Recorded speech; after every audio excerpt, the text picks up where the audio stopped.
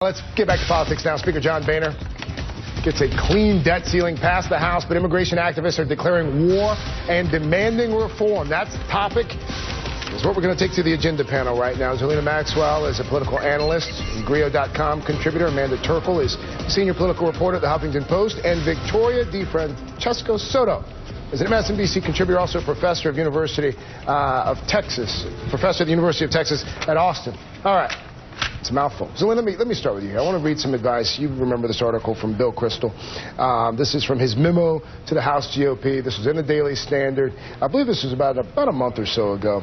Make a deal. No default in return for no amnesty. No amnesty. Such a deal should mean no GOP tears this November. So we have no default with the clean debt ceiling bill.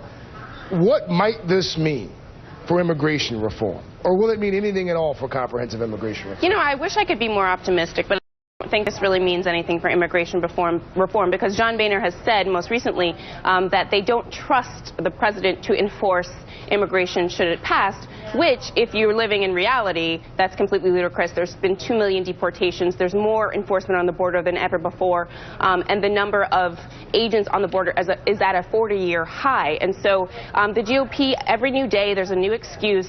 I don't think the clean debt ceiling means that now we're going to move forward with immigration. They're always coming up with a new reason why they don't want to move forward. This whole business about not trusting the president, it's actually taken a bit of a comedic turn. Right. In fact, Jon Stewart poked some fun at this last night. Take a look, take a listen. For the Republican caucus to suggest that they will not entertain immigration reform because they don't trust this president to enforce the laws of the land is perhaps the greatest projection in the history of psychology. The GOP saying they don't trust the president's ability to implement the law is like Bob Costas saying, no, I don't want to borrow your glasses. I don't know where they've been. Bob would laugh at that, too, we should note. So, here's the thing. I mean, after Senator Chuck Schumer suggested passing reform and delaying its implementation until 2017, this is what Congressman Jim Jordan of Ohio had to say. Quote, I'll read it. We don't have the full screen, but he said, it's not just that there's a strong distrust of the president's ability to function in good faith on this issue in light of what's happened, but we don't know who's going to be president in 2017, Victoria. That's the new argument. Right. It has nothing to do with the president. So Boehner's claim that he doesn't trust the president isn't a genuine or accurate portrayal of the state of immigration reform. And Chuck Schumer's proposition of 2017 is not really accurate either because it doesn't have to do with President Obama. It's all about the Senate. The GOP thinks that they really good shot at gaining the Senate in this upcoming election. So they do not want to do anything to upset the base because we know that those anti-immigrant forces in the GOP will punish the party if they ram through an immigration reform. Those pro-immigration forces in the GOP might be unhappy that it doesn't get passed, but ultimately they're not going to rock the boat. So this is all about the Senate. Amanda, here's the message from left-leaning Campaign for Community Change. Here's the message. No Republican is safe.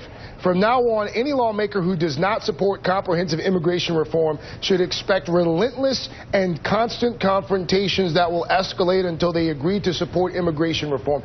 Is that a strategy that is going to be effective, or do you run the risk of alienating some of your more loyal supporters on the other side of the aisle with that strategy?